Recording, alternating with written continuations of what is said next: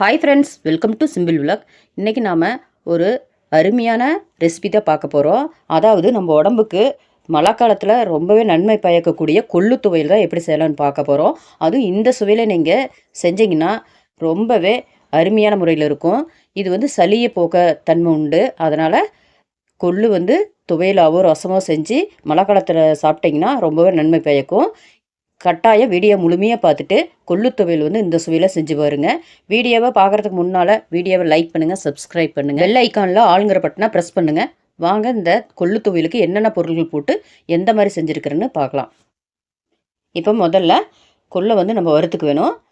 அதுக்காக கொள்ளை வந்து 1 டம்ளர் நான் எடுத்துருக்கிறேன். உங்களுக்கு எந்த அளவுக்கு துவையல் தேவையோ அதுக்கு தகுந்த மாதிரி கொள்ளு வந்து எடுத்துக்கோங்க. இப்போ கழுவிட்டு கொஞ்சம் உணர வச்சுட்டு கடாயில் வந்து சேர்த்திக்கலாம். தண்ணி இருந்தாலும் பிரச்சனை இல்லை, வறுக்கும்போது தண்ணி எல்லாம் சுண்டிடும். இப்போ அடுப்பு வந்து மீடியமில் வச்சுட்டு நம்ம கொள்ளை வந்து இந்த மாதிரி வறுத்துக்கு வேணும். கொள்ளு நல்லா மணம் வர வரைக்கும் வறுத்து எடுத்துக்குங்க. அப்போ தான் துவையல் வந்து ரொம்ப சுவையான முறையில் இருக்கும். இப்போ வறுத்த கொள்ளை வந்து ஒரு தட்டில் மாற்றிட்டு ஆற வச்சுக்கலாம். இப்போ இது ஒரு ஓரமாக இருக்கட்டும். இப்போ மற்ற பொருளை வதக்கிக்கலாம். அதுக்காக கடாயை வந்து அடுப்பில் வச்சுட்டு நல்லெண்ணெய் வந்து 2லேருந்து 3 டேபிள் ஸ்பூன் எடுத்துருக்கிறேன். நல்லெண்ணெயில் செய்யும்போது ரொம்ப சுவையான முறையில் இருக்கும். உங்களுக்கு நல்லெண்ணெய் டேஸ்ட் பிடிக்கலைன்னா தேங்காயோ இல்லை ரீஃபண்ட் ஆயிலோ எடுத்துக்கோங்க. இப்போ நல்லெண்ணெய் சூடானதும் கடலைப்பருப்பு 1 டீஸ்பூனும் உளுந்தம்பருப்பு 1 டீஸ்பூன் போட்டுட்டு சீரகம் இதில் ஒரு 1/2 டீஸ்பூன் போட்டு நல்லா பொரிஞ்சு விட்டு இதோட காஞ்ச மிளகாய் 5லேருந்து 6 சேர்த்திக்கலாம்.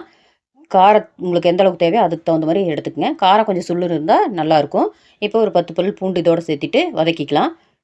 இப்போ பூண்டும் காஞ்ச மிளகாய் நல்லா வதக்கியாச்சு. இப்போ ஒரு கைப்பிடி சின்ன வெங்காயம், முழு சின்ன வெங்காயமே சேர்த்திட்டு வதக்கிக்க வேணும்.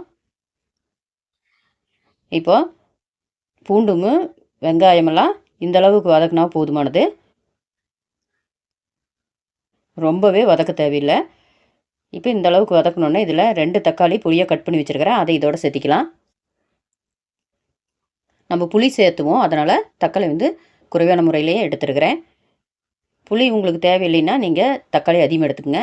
இப்போ வந்து புளி வந்து இதுக்கு தேவையான அளவு கொஞ்சம் சின்ன சைஸாக எடுத்துருக்கிறேன் நான். கொள்ளுக்கு தகுந்த மாதிரி புளி வந்து ஆட் பண்ணிக்கோங்க. இப்போ சேர்த்திட்டு தேவையான அளவு கல்லுப்பு சேர்த்திட்டு நல்லா வதக்கிக்கணும். தக்காளி வந்து நல்லா குழைய வதக்கினோன்னே இதில் தேங்காய் துருவல் வந்து ஒரு கைப்பிடி இதோட சேர்த்திக்கலாம். தேங்காய் துருவல் சேர்த்திட்டு ஸ்டவ்வை வந்து ஆஃப் பண்ணிவிட்டு அந்த ஹீட்லேயே நல்லா கிளறி விட்டுக்கலாம். கிளறிட்டு ஒரு நிமிஷம் அப்படியே அடுப்புலேயே வச்சுட்டு இதை வந்து ஆற வச்சுக்கலாம்.